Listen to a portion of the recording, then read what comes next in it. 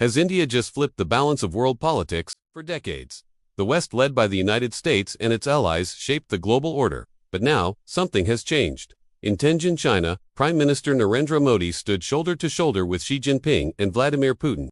And the world is asking, is this the beginning of a new world order? Stick with me, because what you're about to hear could redefine global power forever. Let's rewind. For centuries, the West dominated world affairs. First, through colonial empires. Then through military might, finance, and cultural influence. NATO, the UN, the World Bank, all stamped with Western priorities. After the Cold War, the US was the undisputed superpower. But cracks appeared. Wars in Iraq and Afghanistan shattered credibility. The 2008 crash shook economic dominance. Meanwhile, China surged, Russia reasserted itself, and the global South began demanding a voice. BRICS emerged. But for years, it was seen as more talking shop than real power shift. Until now. At the end of August 2025, Modi arrived in Tianjin for the Shanghai Cooperation Organization summit. Normally, this would be routine, but not this time, because India, long at odds with China, clashing on borders and wary of Beijing's ties to Pakistan, suddenly stood side by side with Xi and Putin. And here's why it's explosive. For years, the US and its allies courted India as a counterbalance to China in the Indo-Pacific. India even joined the Quad with America, Japan, and Australia to contain Chinese influence.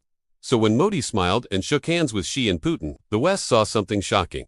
The world's largest democracy cozying up to authoritarian rivals. This wasn't just optics, it was a message. So what pushed India into China and Russia's arms? The war in Ukraine is key. When Russia invaded, the West imposed sweeping sanctions. But India kept buying Russian oil, gas, and fertilizer, cheap energy for its 1.4 billion people. Washington fumed, and then came the breaking point. Trump slapped 50% tariffs on Indian imports, accusing Modi of undermining peace talks. Instead of backing down, India doubled down. Modi's message was clear. If Washington punishes India, India has other options. And Tianjin proved it. Not only did Modi meet Xi and Putin separately, the three even held an informal trilateral gathering. A scene that sent shockwaves through Western capitals. So does this mean the end of Western dominance?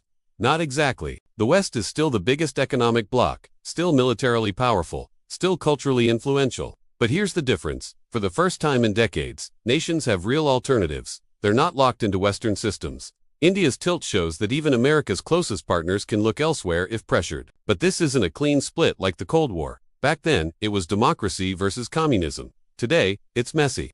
China is authoritarian but capitalist. Russia has no real ideology. And India, still democratic but leaning nationalist. And now, more open to authoritarian partnerships. And here's the danger. This isn't about freedom versus tyranny. It's about raw power. Many countries in this new bloc are authoritarian, illiberal, and willing to crush dissent. If India, the world's largest democracy, legitimizes that system, the rules-based order we've known for decades could collapse into something darker. More authoritarianism, more fragmentation, more rivalry.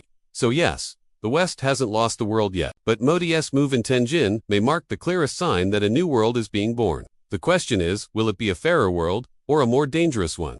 What do you think? Is India reshaping global politics, or just playing both sides? Drop your thoughts in the comments. And don't forget, like, subscribe, and share if you want more deep dives into world-shaping events.